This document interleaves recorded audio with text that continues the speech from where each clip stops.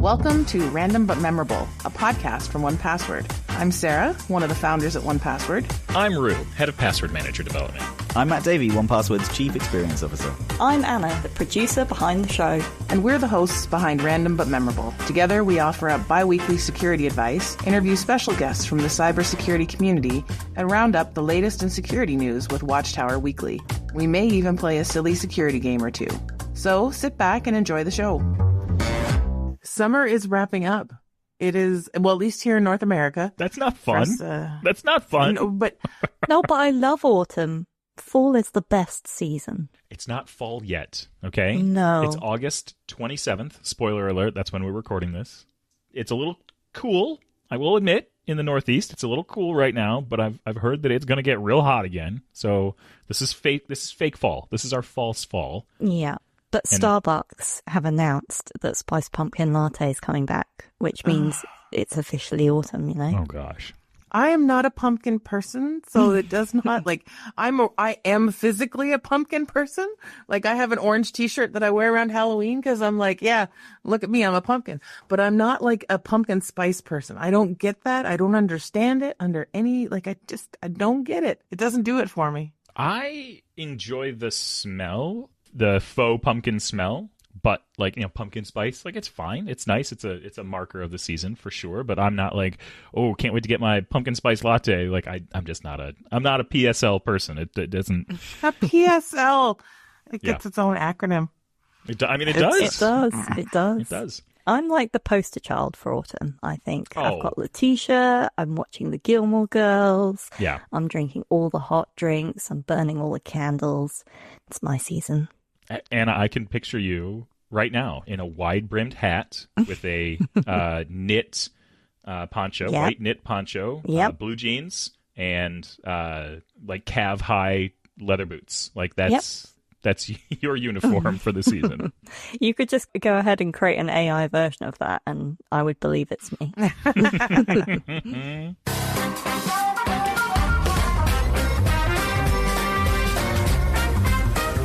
Okay, so before we get into the show properly, here's a rundown of what we've got coming up, as it's a packed out show today. So we've got Crash Course, which will be unpacking the idea of security fatigue, why it's becoming increasingly common, and sharing some practical ways to combat it.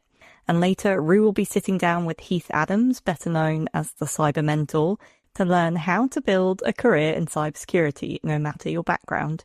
Rue, I really loved how you and Heath broke down the different paths into the field and some of the personal blockers that folks have, like imposter syndrome. I feel like there isn't a person alive today that doesn't have some kind of imposter syndrome.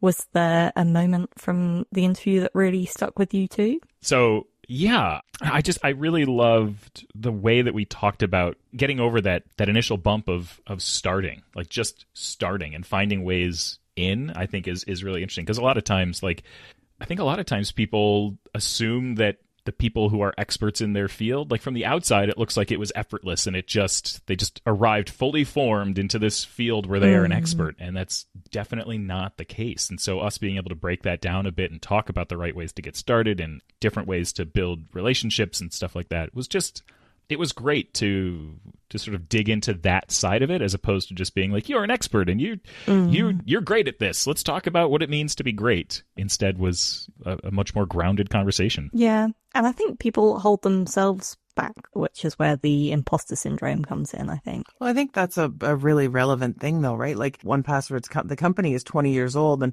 I've never thought of myself as a woman in technology, let alone a woman in a STEM career in cybersecurity. That's not where I think of myself as having a role. And so I think it's, when someone's like, oh, let's talk to this tech expert. I'm like, oh, you meant me. Oh, silly me. So I think that whole imposter syndrome and just realizing that you're doing a thing without putting a label on it is a really relevant thing. I think half the time you're doing it and you don't realize you're doing it. And then when somebody calls it out, that's when you question it, not when you're doing the thing. And there's so much in the realm of cybersecurity. It's so vast that you're never going to learn everything. You're never going to know everything. So don't expect to. I think it was a big takeaway for me. But Before we get into all that, let's move over to some Watchtower Weekly. This is where we break down an emerging trend that we've been seeing in the news or the cybersecurity community. And of course, we also share our own thoughts on what's happening. So today our topic is when your TV joins a botnet, the latest in IoT vulnerabilities. And as usual, we'll link everything we discuss in the episode show notes. So Rue, did you want to kick things off today? Yeah, absolutely. And I'm going to kick things off just by setting the stage that no one should ever connect their TV to the internet. Okay, just don't plug it in. Just have it be a dumb monitor. That's all you need. And then just get like a Apple TV or a Roku or something like that. No Wi-Fi's. We don't need to cover this story then. We can just move on to the next segment. So that's it. Thanks for joining us today, folks. In next week's segment, we'll talk about blenders. Oh my God. All right. Okay. So before I dive into what's been happening, I want to set the scene for you all. So picture this. You walk into your living room and your smart TV turns on. The lights flicker, your thermostat cranks up. But here's the thing. You didn't touch anything. I think we've all had that eerie feeling of something in your home seemingly acting on its own, but that might not be in your head coincidence or just pure science fiction anymore. It's exactly the kind of thing we're seeing play out with insecure Internet of Things devices, IoT devices. So to put this into context, one of the biggest stories we're seeing right now is about something called Bad Box 2.0. How do we feel about Bad Box 2.0 as a name? I kind of like it. I have a very secret robot hiding in your house. A robot, like a vacuum cleaner turned evil. It's got a very, I've seen things. I'm turning to the dark side kind of a name. So. Yeah. My thoughts is it needs its own theme tune, like Bad Boys 2. I'm not going to sing it, but I can hear it. Bad Box 2, what you gonna do when we come for you? There you go. I sang it for you. I'm a real sucker for alliteration, so Bad Box 2.0 is great to me. I love it. Solid name. Yep. 9 out of 10. Solid name. Not a 10 out of 10, but solid Close. Effort. Good name. So Google recently revealed that Bad Box 2.0 is one of the largest device botnets ever discovered, infecting over 10 million gadgets worldwide. 10 million might be a drop in the ocean when you think about all the gadgets in the world, but it's still a massive number.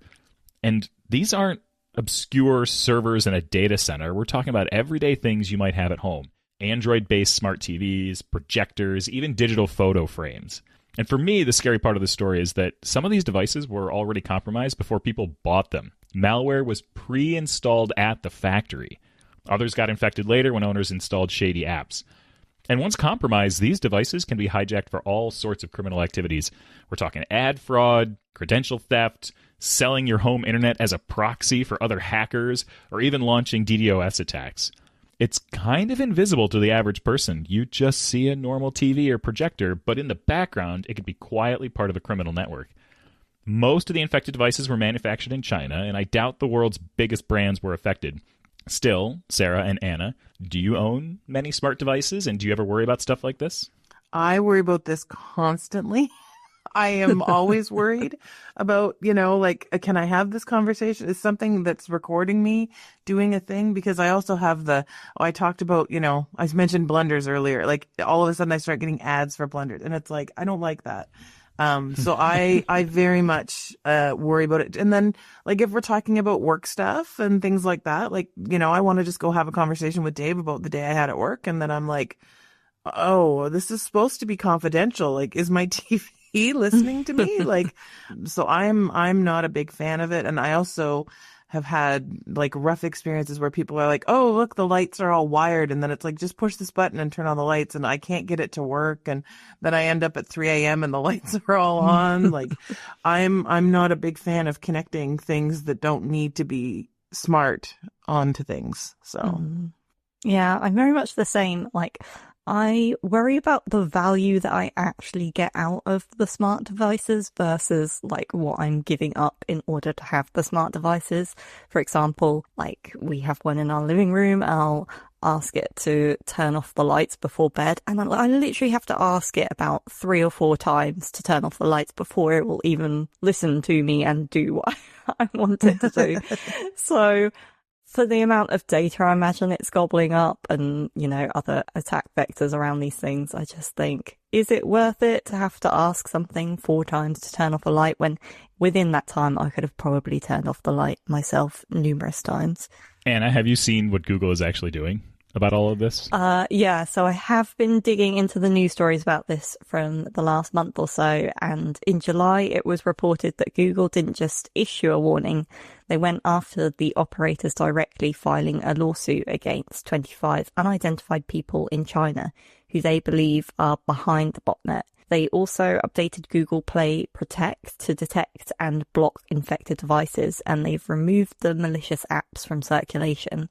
But the bigger picture, I guess, is that there are these low-cost off-brand devices, especially the ones that skip Google certification, that can be a massive weak spot. So you might seem tempted by a cheap smart TV deal online, but it could come with a hidden price tag. I definitely have always had concerns about microphones and data collection when it comes to my smart devices, but I've never really thought about my home becoming part of a botnet because of them. Is this something either of you have ever thought about? For me, it's not. I'm not worried about botnets. It's always been about spying. My data being collected in a way that I'm not comfortable with, that I don't know about or I'm not comfortable with, and being sent back to some home base for the purposes of targeted advertising or things like that. So no, I've not really thought about the botnet aspect of this. No, it's for me again. It's the what pool of data is out there that's tied to you. The whole idea around botnet, maybe I know that's not what Crash Course is today, but maybe that's a thing. Like to me, like a botnet to me just sounds like your toaster and your blender getting together to ruin your life, as opposed to doing something more nefarious. Like I guess, what is a botnet would be my question. They're not just burning your toast and putting chunks in your smoothie. Yeah. Right? Like they're not just coordinating to be like, oh, I've seen her schedule for today. Let's really get her. I know what we can do to really make her day horrible. Let's go. Okay, well, given we are struggling to even know what a botnet is, do we know of ways that we can spot if folks have been affected by this kind of attack? So I think the important thing when you're looking at like botnets and just in general, like Internet of Things, you're going to want to look for things like if you're using an Android device, like something that's not Play Protect certified, that's the Android sort of de facto standard, something that's going to require Google Play Protect settings to be disabled. Like those security standards are there. You want to leave those in place. It's one of those where if you're going to go and do jailbreaking on your phone and then go down something, you can't turn around and be surprised that it contains something malicious. Same with when you've got the free streaming services, like you're going to get what you're going to get. And so I think the important thing is to keep an eye out for that and just make sure you're downloading and using sources that are verified. And then the other thing is just keeping an eye on your own home internet traffic and just looking for anything that looks unusual. Like every now and then just check to see how many devices are connected to your home Wi-Fi network. Sometimes you're surprised. We actually were just downstairs. Dave's got some electrical he's been working on. And so we had to unplug the modem and unplug all of the things. And there's this little white cube down there. And we were trying to figure out what it's connected to. And we couldn't figure out like what this thing is on the Wi-Fi network. Turns out it was for our thermostat. Neither of us remember installing it. We think it was the HVAC guys when they were doing some maintenance. And they were like, yeah, let's just install this Wi-Fi thermostat. And we had no idea that our thermostat could even do Wi-Fi. But here we've got this device on the system that's, keeping an eye on the thermostat. And what else? I don't know. But yeah. So just keep an eye out for all that kind of stuff. Yeah, definitely. I think the malware side of things in terms of IoT is both interesting and terrifying. But Rue, I know there's another story we're seeing that sounds almost futuristic when it comes to smart homes, which is AI-powered hijacks. I'm kind of almost afraid to ask, but do you know what's been happening there? Yeah, this one's kind of wild. At Black Hat this year, researchers showed off a new type of attack that targeted Google's Gemini AI.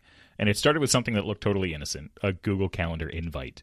But hidden inside that invite was a malicious command. Later, when Gemini was asked to summarize the person's upcoming events, it processed the command and unknowingly triggered smart home devices linked to the account. This could be things like switching on lights, opening blinds, or even turning on a boiler. This is some real horror movie stuff. I'm thinking of the furnace in Home Alone opening and chomping.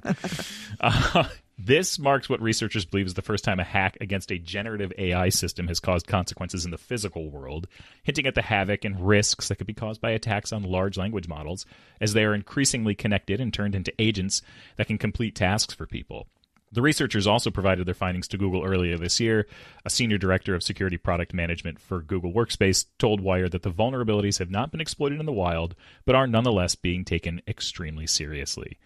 But I think it highlights just how interconnected our systems are becoming. You would like to think that a poisoned calendar invite shouldn't be able to control your physical environment, but with smart devices and AI assistants, it seems like the walls between online and offline are getting a bit thin. Sarah, what do you think here? Do you think AI is going to add to the complexities around IoT devices? I think that for the average person, AI has some potential to really just muck up their lives, because I think it's the unknown. I'm not really paying attention. I just click the button.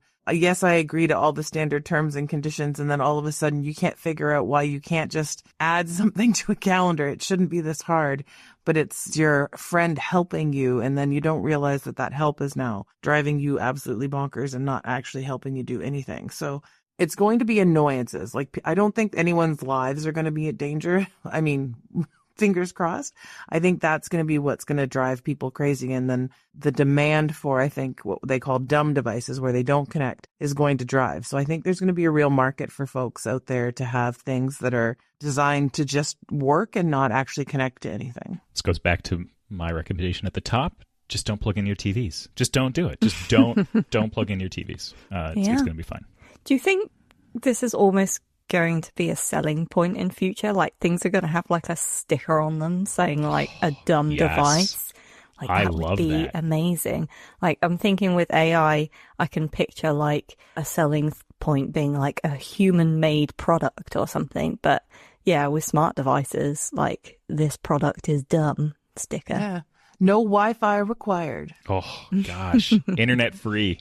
It's just like internet free. Yeah. It's going to be like those advertisements on milk that talk about no hormones in it. Yeah. Just like no internet in this device. Anyway, overall, I think that we need to arm folks with some tips on how to make their smart devices more secure. And we are not experts, but I don't think you need to be, as a lot of the things you can do are pretty simple, but I think can also have a really big impact. So, Sarah and Anna, do you have tips for what folks can actually do here? Anything that you do personally? Don't connect. Don't connect. I think the other part is, reputable brands. I try to stick to name brands I know. I know that sometimes can make it harder to find those special deals and things on sale. But it's one of those things. With apps, again, who's the seller? Am I trading my information for free apps? What are all of those settings? Making sure I have random passwords for things. I'm not using the same account password on all of the different things so that if something does go south, then it stays there. I think those are the big ones for me. Yeah, definitely changing the default password that these kind of devices come with. And also I think you can check the AI settings so you don't have to give assistants like blanket permissions to control everything in your home. And remember, if you don't feel like you have a good grasp on what the AI assistant can do and you don't have time to rummage through all the settings, you can always turn it off completely, as we say, until you feel more comfortable with the permissions and the controls. Yeah, I think it comes down to this. Convenience should not come at the cost of security. It feels like we've moved into a world where the gadgets in our living rooms are just as valuable to criminals as the servers in a data center. And this bad box network shows how cheap devices can turn millions of homes into botnets. And the Gemini hijack shows that even friendly AI can be tricked into carrying out physical attacks inside our homes too. But there is a big but. As I always like to try and keep things positive where I can, there are small changes that we as owners of these smart products can do, like choosing the right devices, updating software, and setting limits on your AI.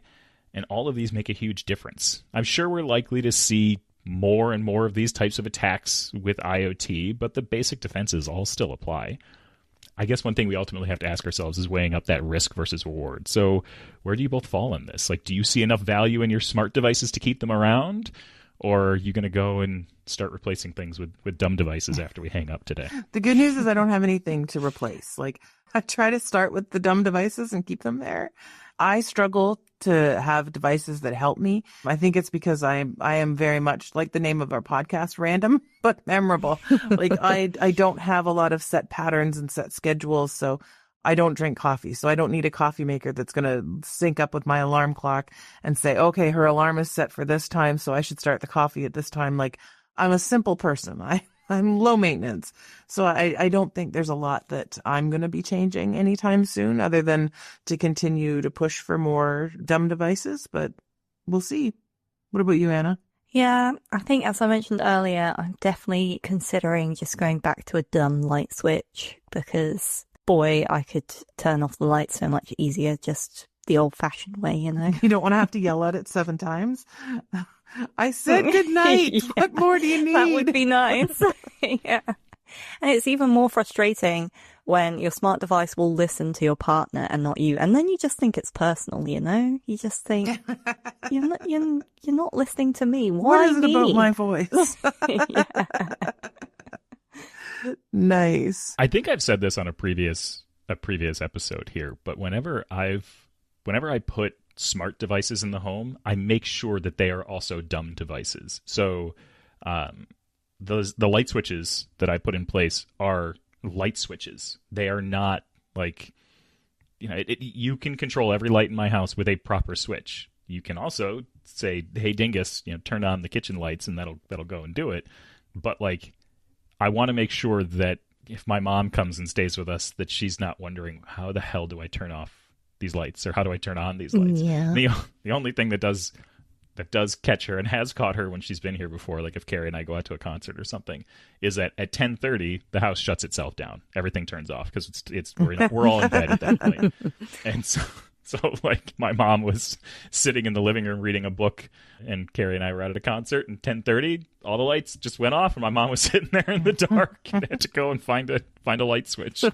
But start randomly clapping in the old clapper days. Yeah. Right. Okay. Exactly. That's my cue to go to bed. Yeah.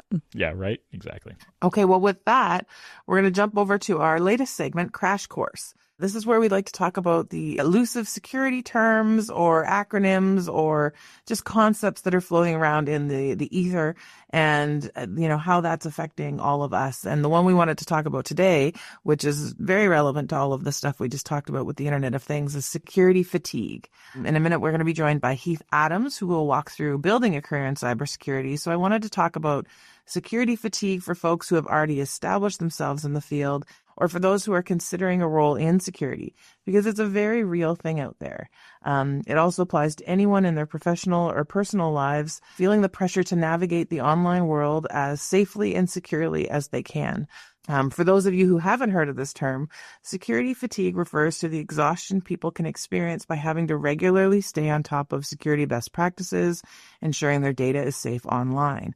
This can include things from updating your software and operating systems, updating passwords, staying up to date on all of the many, many security leaks, including how to respond to all of those, and having a solid understanding of cybersecurity. When people experience security fatigue, they may feel too worn out to follow best practices or respond to a breach with the recommended next steps. For example, if a security breach requires a user to change their passwords, they may feel like there's no point, that, it's just going to be another breach anyways, so they don't do it. Similarly, if an app recommends a user sets up multi-factor authentication, the user might think it's just too much work and they'll take their chances with just a regular password. And then we all know what happens when someone reuses the same simple password for everything and they don't have to do that. All of these things, they start to add up. Out of interest, have either of you experienced security fatigue? I feel like everyone is in a constant state of security fatigue. I mean, correct me if you think I'm wrong, but it just feels like modern day life is one big security fatigue day after day, really. I think that's what we just talked about in the last story too, right? Like, I just want to make toast. I just want a piece of toast. And now I have to set up an account with the new toaster factory, hook it up to the Wi-Fi. It starts to just feel exhausting. And then I think the other side of it is you keep being promised this reward of, if you do these things, you'll get a thing. And I don't know if we've discovered the benefits of all of this security stuff. Like, I'm not sure how technology is necessarily making my life better. Like, if I hook my toaster up, how am I going to get the best piece of toast I've ever had in my Yep. entire life? I'm not, because it's still just toast. And you have to ask for your toast about 10 times. Yes. Yeah. Less toasted. I feel like, I know we don't like to plug 1Password a lot on this podcast, but this is where like Watchtower comes in really handy, like being able to see a breakdown of all the things that you need to change, like weak passwords, duplicate passwords, all that kind of thing, kind of takes the hard work out of your security admin, I guess. And just 1Password in general, like hopefully we are there to help a bit of this security fatigue. Very much agreed. I think that's like you said, we try not to plug 1Password all the time, but for me, just knowing I don't have to know my passwords is just so much easier. And, being able to set up two-factor authentication, I bring up my little iPhone, I scan the QR code, and boom, I have a 2FA code, and it's there. I'm not worrying about setting it up with my phone number or giving some other service more information that they don't need. Like there's a lot of ways to just make life easier. And I think the other side of plugging but not plugging 1Password is just looking to us as like cybersecurity thought leaders. Like when there are breaches, when there are things going on, like do we have a blog post talking about it? What's happening in our community? We've got a huge network of folks. Like there's other people out there that are willing to help share the burden of all of this knowledge and information. And I think leaning into that network and realizing, it doesn't have to be something that you do alone is really important. Yeah, 100%. It's funny, like I don't actually experience security fatigue in this way because I feel like it has become a fairly normal part of my life. And so it's just a matter of course that I do these things. So it doesn't tire me the way that we're talking about it here today. You floss your teeth regularly. You've got some good habits. I don't actually, which drives my dentist crazy because every time I go in, they're like, wow, you have fantastic like gum health and oral health. Like you must really stay on top of it. I'm like, I don't floss. And they're like, why? What? They can't believe it. So I have fantastic oral chemistry, I think is what. Wow. Yeah. Good DNA. I'm jealous. Yeah. But I mean, I brush twice a day, so that's good. No security fatigue, no flossing. Nope. Man of the hour over Wow. here. What's it like to be Rue, hey? It's pretty incredible to be me, I got to tell you. Oh, gosh. Pretty incredible to be me. I love that. That might be the most Rue thing you've ever said. I think we need his picture with that, and like that's the quote. That's it. Yeah. So the biggest advice that we can share for helping to remediate the feeling is just to work on automating regular tasks and offloading the work to trusted tools. As we've talked about, if you can rely on a tool like 1Password or another password manager to suggest those strong passwords and store them, provide reporting on their safety and give you breach notifications, you don't have to turn around and do that work manually yourselves. Additionally, it's useful to acknowledge that security fatigue is there when it's occurring. Sometimes one of the potential harmful effects of security fatigues is that what they call cognitive dissonance, of knowing it's important, but also being too tired to act on it. It's two things that are true at the same time. So instead of resolving the cybersecurity incident that you think isn't as important as you thought, it is okay to come back to them later and do them, such as setting yourself a reminder to do your multi-factor authentication later in the week. Or you could just set aside 20 minutes a week to just tackle some of the early easy stuff like setting up passkeys or replacing those weak passwords that you've reused somewhere. Just small manageable tasks can help get everything off your list. But with that, if ticking off security tasks sounds like your idea of fun, then you might be interested in this next conversation, as I had the pleasure of sitting down with Heath Adams, better known as the Cyber Mentor. If you're interested in building a career in cybersecurity or simply intrigued by what it takes to work in the field, Heath's your guy. We covered so much in this discussion, everything from leveling up your CV to tackling imposter syndrome in the field. So I think we will not waste any more time, and we will just drop it in here. Today's guest is someone you may already know from YouTube or the wider cybersecurity community. It's Heath Adams, better known online as the Cyber Mentor. Heath is the CEO and founder of TCM Security, a veteran-owned cybersecurity company that offers hands-on, affordable training and penetration testing services. Heath is a content creator, ethical hacker, and educator who's helped thousands of people break into the cybersecurity field through his practical courses and mentorship. If you want to build a career in cybersecurity or simply curious about what it takes to enter the field, this conversation is for you. Heath knows what it takes to secure your first position and the real-world skills that differ from other IT jobs. Heath, thanks for joining us today. Hey, Rue. Thanks for having me. Listen, to kick things off, for those who might not know your backstory, can you tell us a little bit about how you got started in cybersecurity? Sure. Yeah, I was working, honestly, as an accountant before I ever got into IT. I ended up really not enjoying the accounting life and switched into just help desk, basic IT work for a little bit.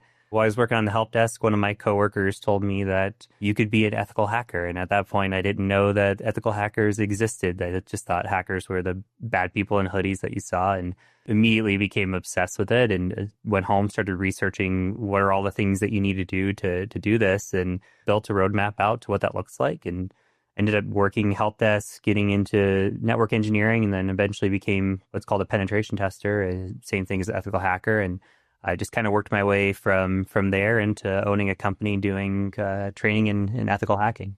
That's remarkable, especially to start sort of from nothing and then to get into the whole field. Absolutely. Yeah, you've been very open about coming from this non-traditional tech background. What were some of the biggest hurdles that you faced when you first entered the field? Really, it was just the lack of information. Today, there's a lot of training resources. There's great YouTube content creators. There's just a ton of wealth of information out there.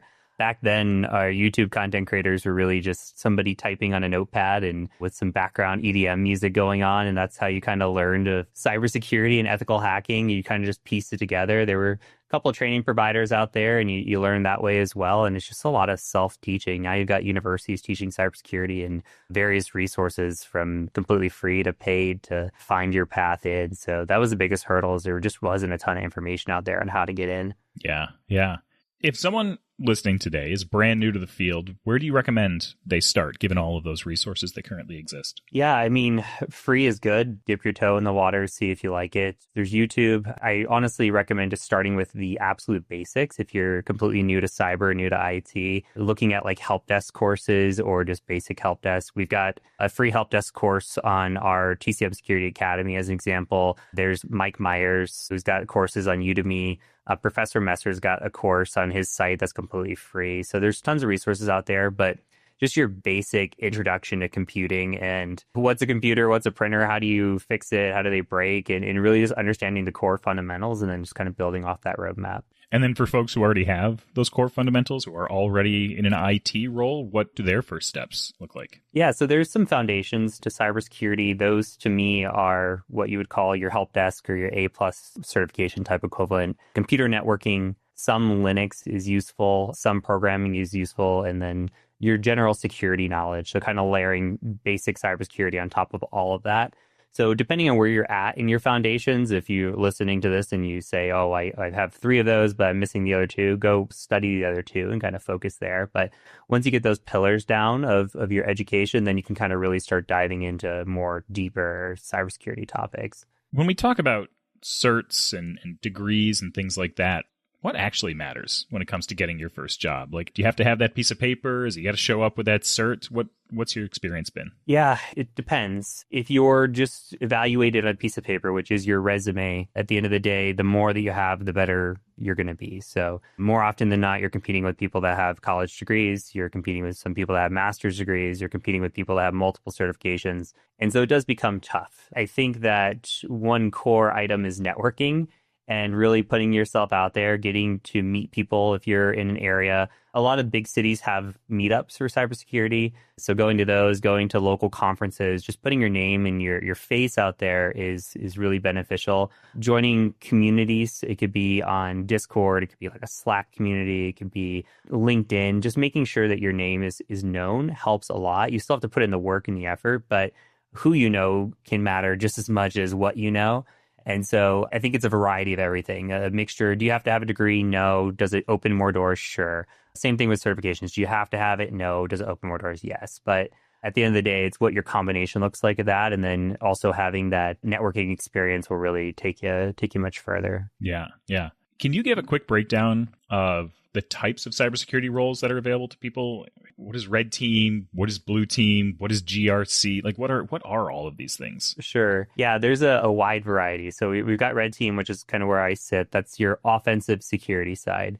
And that can be a variety of things. True red teaming is like penetration testing on steroids. You go out there, you could be doing physical breaking and entering, you could be doing research, open source intelligence, you can be doing a lot of things there. But when it comes to like hacking, there's website hacking, network hacking, buildings, plane hacking, all different kinds of things that you can do. So like there's even various branches, right? So you've got the offensive side, you've got the defensive side, which is its own mix as well, because you do have blue team, which is your defenders. You've got what you call a SOC, or your security operations center. Those are the ones looking at alerts that are coming in and trying to catch you before you get anywhere.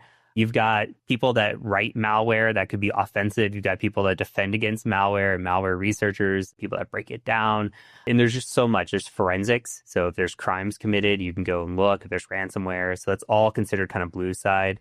You've got the GRC side, which is kind of just policy, risk, right? Governance. You're kind of looking at what are the best practices? Are we applying them to our organization? Should we be doing X, Y, Z? What is our password policy? What is the length of our passwords? What should they be? What's the complexity, et cetera? And then you've kind of got a mix too. We've got purple teams, which is kind of like the mix of red and blue together. And you kind of work from an offensive standpoint. Hey, did you see us? Did you detect that? What we just ran an attack on, and kind of work hand in hand together. So there's a wide variety. There's a little bit of something for everybody. Nice. These all sound like Pokemon categorizations.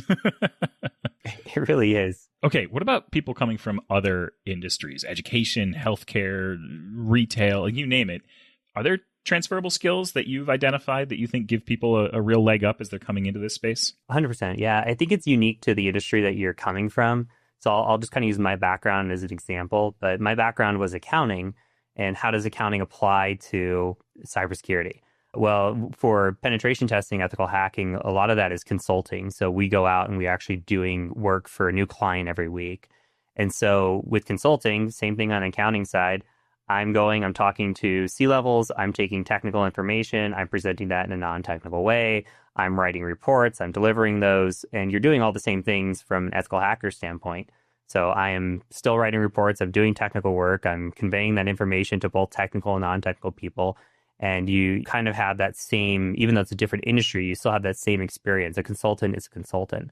And so you have to think about, okay, well, maybe I work in customer service right now. Maybe that helps me translate into a help desk job, because that's very similar to customer service and so forth. So you just kind of have to think about what skills that you already have at your job and how they can apply to what role you're looking for. Yeah.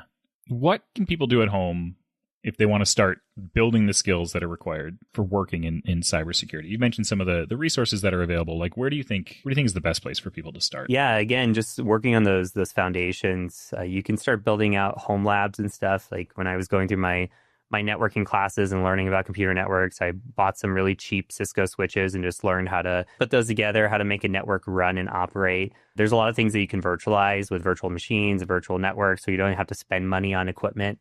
And so combining that, like home projects mixed with YouTube education, or again, self-promotion, but like the free tier that we have for TCM Academy has a lot of those foundational classes as well.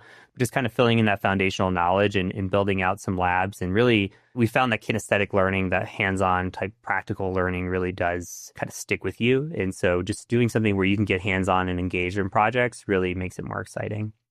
Yeah, for sure. I know that's something that definitely resonates with me. If I have a problem I'm trying to solve, being able to apply the things I'm learning to that problem makes it go exponentially faster than if I'm just reading theory without any real world application.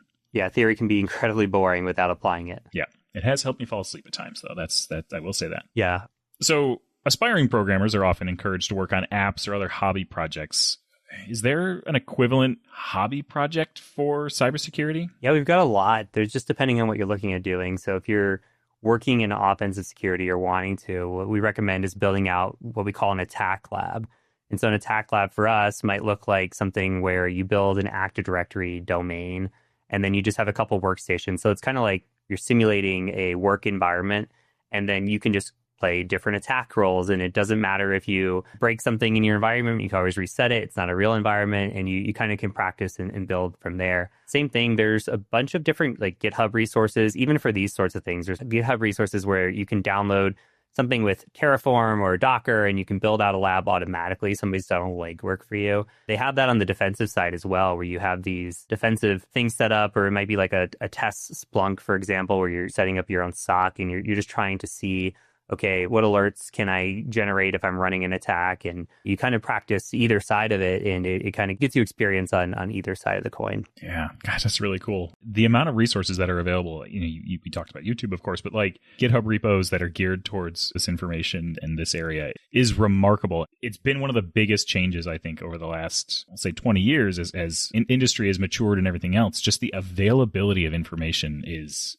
enormous. Yeah, it's significant. And that's the biggest thing I think I've seen in the last 10 years is just the amount of open source information. This used to be like a really closely guarded industry. It felt like an old boys club. Like you had to get in to kind of know the secrets. And now everybody's sharing this information so much more freely. And they're building projects to kind of help each other out, or they're building their own projects and just saying, yeah, I'm going to release this so everybody can have it. And it's just kind of that industry where everybody shares information, and it's really nice. Yeah, that's really cool. That's really cool. Do you have any advice for people who might be feeling some imposter syndrome, or they don't feel like they're technical enough, and they just sort of use that as a maybe a block on themselves even to get into this area? Yeah, I think it's really common. It's something that we all go through, and it's something that maybe never fully goes away, especially with social media. I think that we see a lot of the successes bubble up to the top, but we don't see all the failures that happen along the way.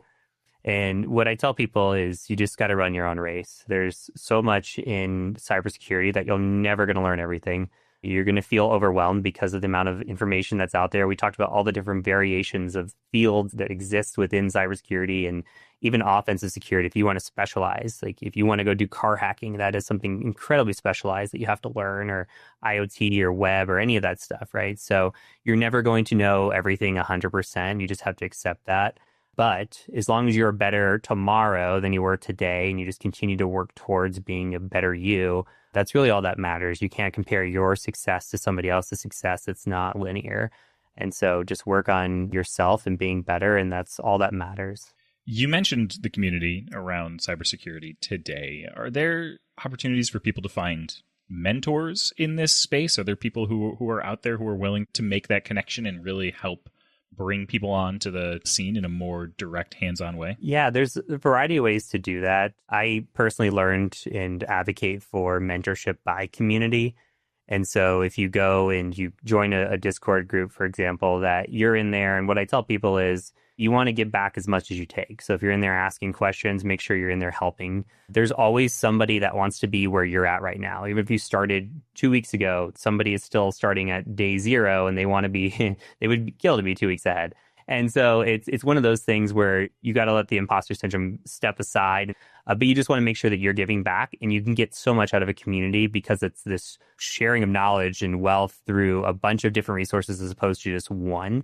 And you're not limited to just one viewpoint or one perspective. Yeah. But if you want to go find a mentor, those are out there as well. You can search for that on LinkedIn. You can search for that locally. I think is a really good option. Going to meetups, just finding somebody to kind of take you under their wing. You really need to find somebody that's in a field or in a specific area that maybe you want to be, or has walked that walk, willing to help and volunteer and mentor. But you kind of have to make those relationships and just ask straightforward. But if you wanted something today, instant results, going and joining communities is a good way to start. And you can even maybe find a mentor there that can help you more one-on-one. Yeah. Nice. Are there any mistakes or misconceptions that you see regularly with people starting out that you'd love to clear up those misconceptions, or sort of give people a leg up on the mistakes that you've seen happen? Yeah, I think it just ties a lot back, honestly, to the imposter syndrome thing. A lot of people get overwhelmed by the amount of information that's out there when they first get started, and it's easy to burn out. It's easy to just want to give up.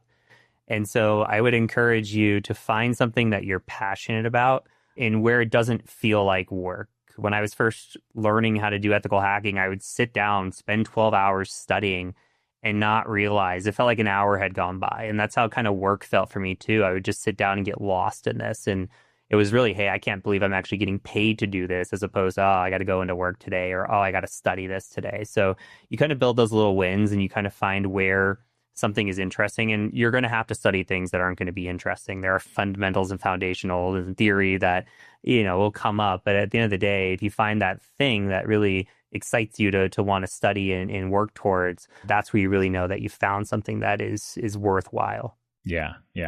Coming from a software background, it's the same, right? If there's something that you can be nerdy about that's just fun to you, it is so much easier to just like accelerate yourself through it, because it's a natural part of how you want to be spending your day. Exactly. Yeah. You don't want to wake up and like, oh, I got to write code today. You want to wake up and I'm so excited to figure this problem. Like, yeah, especially if a lot of people in development and in hacking and in cybersecurity in general, they're like problem solving. And so there's times where I feel like you go to sleep and you like dream of the solution and you're like excited to go and try to find the fix to whatever problem you may have had. And so that's kind of those moments where you really get excited about it as opposed to dreading those situations. Yeah, for sure.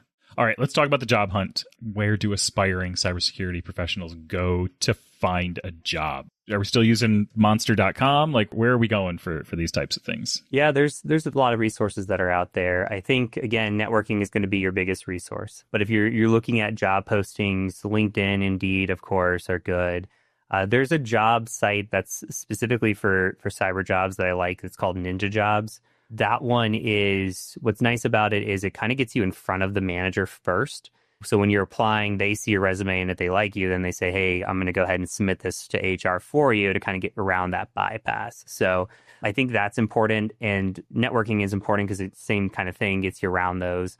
I think don't undersell using AI to an extent as well, in terms of, hey, help me gear my resume a little bit towards this job posting, or help me review this resume for the ATS systems that are out there that are automatically approving or rejecting you when you're submitting your resume online. And there's just little tips and tricks like that. But your top job sites are where you're going to find them. But your best jobs that you're going to find that maybe don't even get posted are just through networking. And honestly, overall, just being a contributor. It comes back to kind of that community thing where if you're on Discord or if you're on LinkedIn, you're being positive and you're posting and you're sharing your knowledge, and that does resonate, and that puts a face to a name that's out there, and that will eventually get you recognized. Even for me, when I was first starting out, I was just doing streams to like 10 people.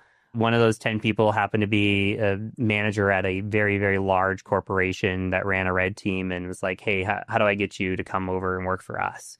And so it's just little things like that. You don't know, even one person is watching, you don't know who that one person could be. So you're planting little seeds, and it could be something that grows in a month or a year or 5 years, but you never know who your future teammate, future manager might be. So just overall being a positive person and contributing community goes a long way. Nice. I think that authenticity around how you present yourself in the community is a real key. I have to imagine it's a real key. It certainly is within the software industry, and it seems like you're explaining the same thing, certainly within your industry, that showing up and being authentic and being like, hey, look, this is what I'm working on, or this is what I've got to share and stuff like that. That authenticity goes a long, long way to building those relationships, to helping find those mentors, to helping find those professionals that you're working with. I'm sure that's something that resonated with one of those 10 viewers that was on your stream early on, right? Was that your authenticity as you showed up there? Yeah, I mean, it's all about your personal brand and your reputation. And at the end of the day, it doesn't matter if that reputation is for 10 people.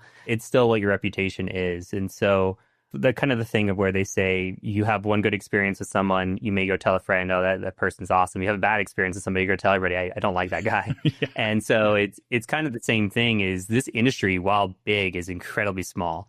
And so if you're a jerk, if you come off as just arrogant, or that's your brand, it's going to be very hard for you to find a job, and you're going to burn a lot of bridges, and there's not a lot of bridges in this industry. So just being a good overall person, being authentic, and just being real and you and vulnerable and all these things, I mean, it does go a long way, and it shows people that, hey, I would like to work with this person, as opposed to I never have any interest in working with that person. Speaking of the brand, like, how important is it to have to build a presence in the community through things like GitHub and LinkedIn and blogs and YouTube? Those I see as like very formal ways to create a brand or a persona in the industry, as opposed to interacting with the community in the places where the community is. You mentioned Discord and others. What's the importance level there of that formalized branding? It's moderate. Is it required? No, there's plenty of people. It's by far more people that don't have it. But if you do want to get noticed faster, it helps.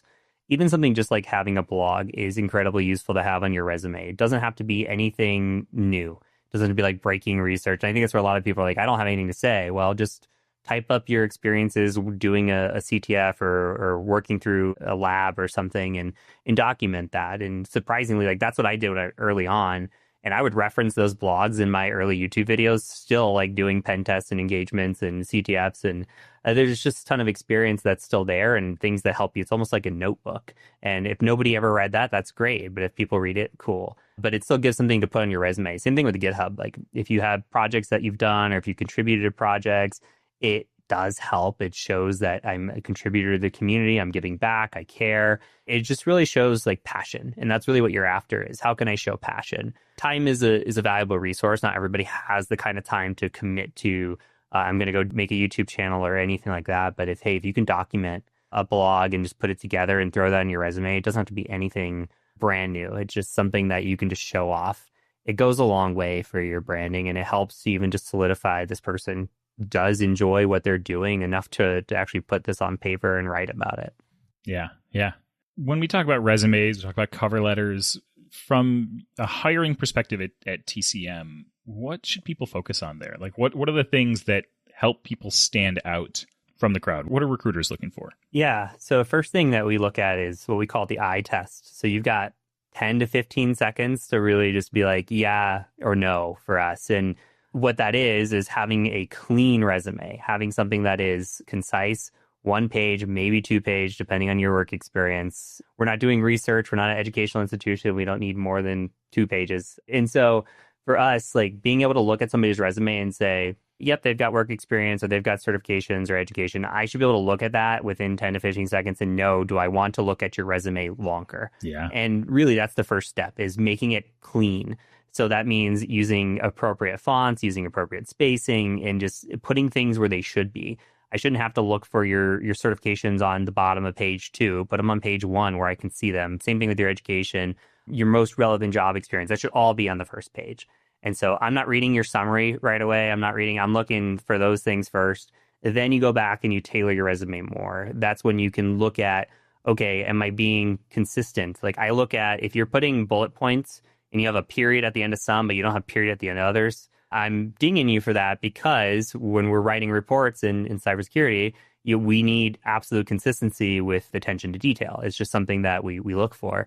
But then that's when you can start refining and saying, okay, well, maybe I need to spell out the certification and put in parentheses the acronym for the certification. And how can I gear this more towards ATS? And I start looking at my bullet points and I start making them more, instead of I help on a help desk, I support users, right? Okay, I support 1,000 users with this many tickets, and you start putting data and numbers behind it. That's when you start improving that as well. So kind of baby steps. Get around the eye test first, then start refining your resume, making sure everything looks good. And you want to make sure somebody's going to read it first, and then look at all the things that somebody could read and make sure that those look good as well. Yeah. Yeah. It's funny what you said about like not reading the summary first. As I'm hiring candidates into 1Password, I'm not reading that summary. That's not the first thing I jump to. I want to see job experience. Like I want to see the relevant job experience. I want to see how long you were in your last role and things like that, and the types of stuff that you did there. I had a really interesting resume come across my desk where someone had tailored it to 1Password. So they would say what their experience was, and then they'd be like, and this is how this applies to 1Password. And like, it sort of like interweaved it throughout. And I was like, that is a really interesting take. It's creative. But it definitely caught my eye. I was like, that's neat. Yeah, I mean, enough to give you a second look, and that's really what you're after. Yeah, exactly. Yeah. Exactly.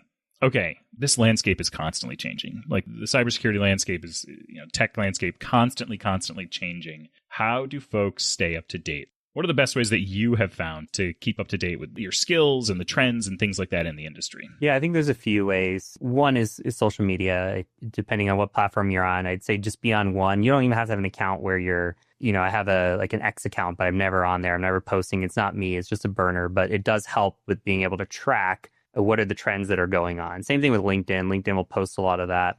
Being a part of communities, those are where people are going to be like, hey, did you hear the news today about this? Or did you see this new attack or this new method? Yeah. And eventually, once you're working in cyber, having a good team around you that shares this knowledge with you as well.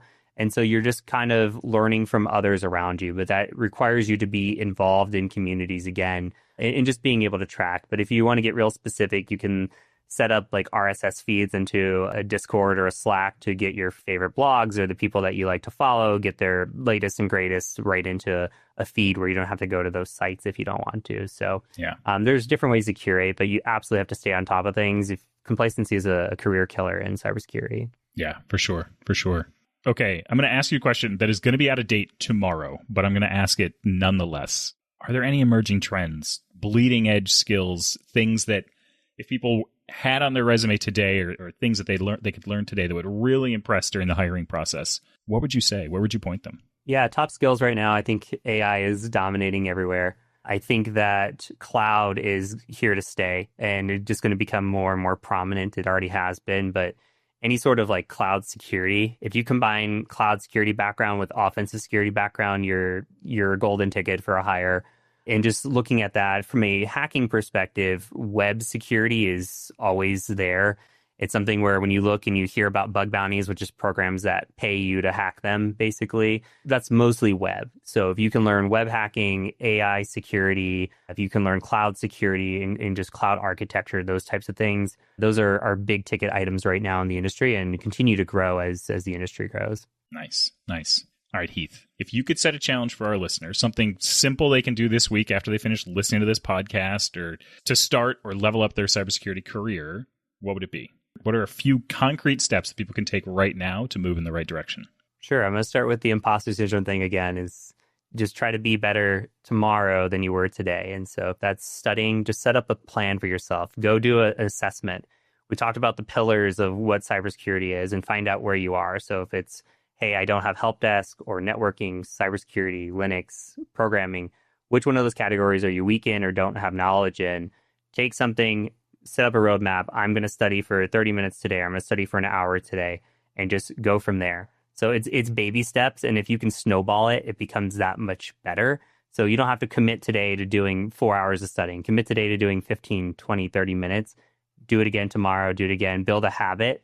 And then you snowball that into learning the next thing and the next thing. And you're just going to continuously get better at each and every day. Yep, for sure. Okay, if you could go back in time and give your past self a piece of advice, career advice, getting started advice, whatever it is, what would it be? That's a good question. Not everything that you see out there is always true, especially in social media, right? So I would say take things with a grain of salt, and you don't know what everybody else's background or backstory is. You don't know how somebody came to the success that they have. You don't know how many failures it took to get there. And really just focus on yourself and just drown out all the extra noise, because ultimately it's you who's going to decide if you're going to be successful and you're going to learn these things or not. Nobody else can study for you. So drown out the outside noise and just focus on being a better you every day. Nice. I like that. I like that a lot. Okay, finally, for anyone who's listening, who's unsure if they belong in cybersecurity, what would you say to them directly? Yeah, it's not for everybody, and it's not an easy field. I'll start with that. If you're somebody that is curious, you're somebody that is passionate about studying, like if you think about education, you think about college, and you're like, oh, I wish I could stay in college forever. I wish I could learn something new all the time. This is kind of that field. If there's something where it sounds cool to be that hacker, it sounds cool to be that defender, it is cool. It really is. But there's a lot of work that goes in behind the scenes to actually get to that point. So you have to really ask yourself and be real with yourself. Is this something that I know to get in the field is going to be a lot of work, and to stay in the field is going to be a lot of work? But again, it doesn't feel like work if it's exciting for you to actually show up and do that work that day. So it's something where everybody's different, and this field can be exciting and incredibly rewarding for people that come into it. And we want to have as many people in the field as we can, but you have to do that self-assessment first and say, is this something that really excites me? And am I still interested in this after I learn a little bit more about it? Very cool. Okay, bring us home. Where can folks go to learn more about you or TCM Academy training courses? Yeah, absolutely. So if you just Google TCM Security, you can find a few different websites. We've got tcm-sec.com. That's our main site. It's really our consulting site. We've got an academy, which is academy.tcm-sec.com. And then we have certifications, which are our certifications that kind of correlate with our training. So it's all hands-on exams. It's no multiple choice, none of that. It's actually getting in there and doing what a hacker does or a defender does or whatever you might be interested in the cybersecurity space. If you want to find some of our courses, we've got the free tier that's online at the Academy. We also got a bunch of free material. We've got like 10 or 11 courses that are on YouTube as well. If you just look up the Cyber Mentor or TCM Security Academy, that'll come up as well. Would love for a subscription. We've got almost 1 million, so we're really close. And yeah, if you want to look me up, Heath Adams on LinkedIn, would love to connect or take the follow. And then pretty much TCM Security anywhere on social media. If you're ever looking for discounts or new course releases, job hiring, any of that stuff, we post a lot on social media. I'm subscribing now. That's why you see me on my phone. I'm gonna get your subscriber number up. Thank you. I appreciate that. Appreciate it. We're close. We're really close. 917,000 right now. Okay, well now 917,001. Yeah. Well, thank you. I appreciate that. Heath, this was a lot of fun. Thank you so much. And hopefully we have you on again soon. Thanks, Rue. I appreciate being here. Thanks to Heath Adams for joining us for that chat. Hopefully it will help some folks out there who are thinking about getting their first job in cybersecurity or make that career change a little less scary. Now it's time for Ask 1Password, where you get to ask us anything. Today we have a message from Robbie. He says, "Hi 1Password team. Something I've been curious about for a while is, does 1Password protect me from malware or keyloggers? It would be awesome if it does, but I haven't looked into it yet and wanted to reach out as a first step. Love the new Hacks or Hoax game. I think Rue and Sarah should come up with some new lyrics to the jingle every week." Oh no, Gosh. Robbie, Robbie, that's a bridge too far. That could get wild fast. Thanks to the whole 1Password team for building such a life-saving app that I can't live without. Best, Robbie. Ooh, we like that. Thank you, Robbie. Yeah, very nice. So 1Password does not directly protect against malware or keyloggers because it's not antivirus software, but it does help you avoid risky behavior and fall into the types of traps that keyloggers and malware rely on. So, for example, keyloggers can only capture what you type, and with 1Password, you're not typing passwords, you're autofilling, and so there's less for keyloggers to steal. And if malware tricks you into visiting a fake site, 1Password won't autofill your credentials since the domain needs to match, so it helps prevent phishing attacks too. And if you're a business, you can layer on even more protection. With 1Password's device trust, you can block access from devices that don't meet your security standards, for example, if they're missing malware protection or running outdated software. And then Trellica by 1Password can help detect risky apps and shadow IT before they become a problem. I think the thing to remember, though, is that if you are at a point where malware has been installed on your device or keylogger has been installed on your device, that is a very serious threat to your security, because those pieces of software can conceivably see and do anything on your personal devices. And that's why it's important to practice good cybersecurity hygiene in general and take proper steps to protect yourself from those types of things. Because once they take hold, it's very difficult to sort of protect yourself from the types of damage that they can do. Do not click random links. Do not click random links. That's correct. Very nice. So thanks, Robbie, for your question there. But let's move on to the final part of our show. And that can only mean one thing. It's time for Hack or Hoax.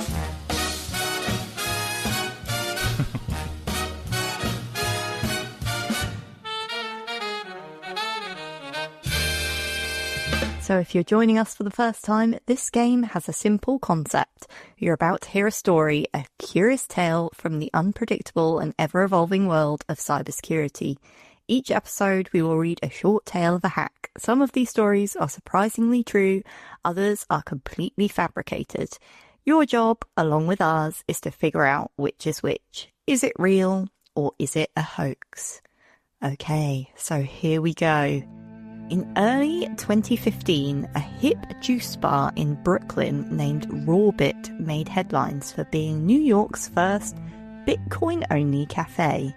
No cards, no cash, just crypto.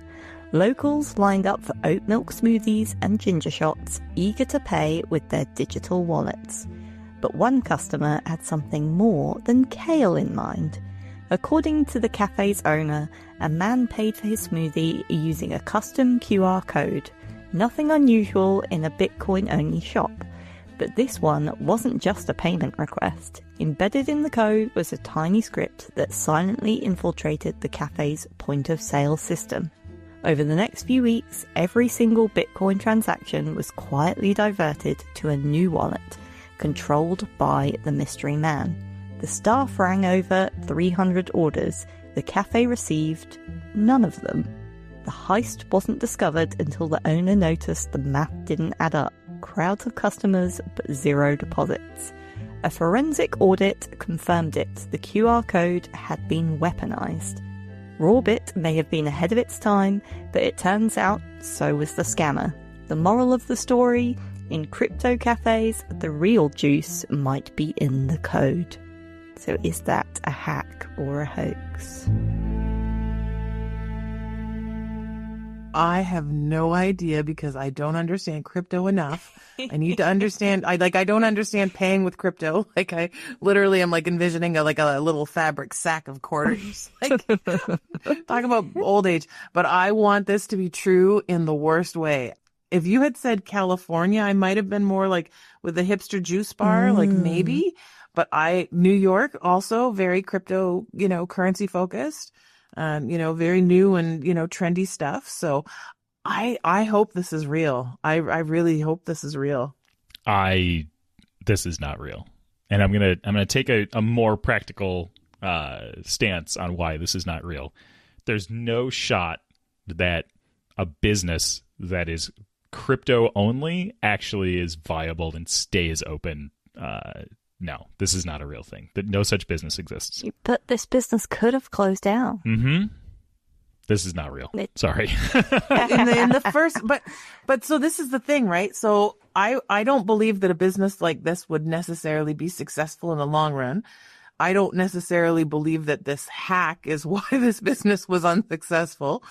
But I do think you see a lot of these pop-ups where they're open for 2-3 months and they're like, look, I have the best idea ever. And they pop up, they try it and it does not go well. And then they get the information they need to go try something new.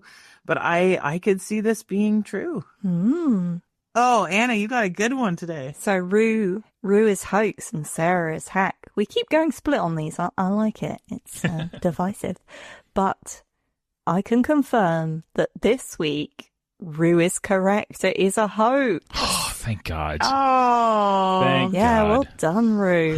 Now, is it a hoax because it's not crypto, but like, could you do that with a cryptocurrency and insert your own malicious code in the QR code to divert the payments? Like, is that a thing? Is that like legit? I think it is possible from everything we're hearing about QR codes. They can be malicious and diverted elsewhere. So presumably, yes, but... Pushing for crypto. Yeah. It's a new game. Oh, no. Man.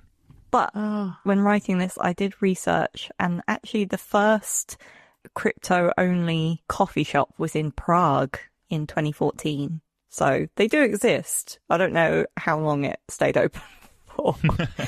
But yeah. I love it. Thank you. That's a juicy one this week. Yes. Pun intended. Very good. Well, thank you both, as always, for a fun episode. Thank you to Heath for all of his wisdom. And thank you to all of you if you've been listening and you've made it this far in our episode. If you've been enjoying Random But Memorable, tell a friend. We would love to grow the show and have even more wonderful guests for you to listen to. And remember, if you want to discuss anything from the show, you can always head over to onepassword.community or subscribe to the new Random But Memorable YouTube channel where you can comment on any of our episodes. We always love hearing from you and reading all of your comments. Lovely. Yay. We did it again. We did it again. These are really so much tighter without Matt around, I got to tell you. I will be interested to hear what his rating is on BadBot. Yes. We need to get his verdict on that. Maybe he can create an AI theme song for it as well. Nice. All right. Well, this was wonderful. Thank you both. Love you both. Love you both. Love you both. Bye-bye. Bye-bye. Thank you so much for tuning in this week. If you're enjoying the show, we'd love it if you could subscribe to the podcast on Apple Podcasts, Spotify, or wherever you listen to your podcasts. You can also leave us a rating or review. It's one of the best ways to support Random But Memorable, and we always love reading your feedback. We're also a community-led podcast, so if you have any questions for us, topics, requests, or even guests you want to hear from, please send us an email at podcast@onepassword.com. We read all your comments and look forward to hearing from you. We hope you join us in the next episode for plenty more random moments in the world of cybersecurity.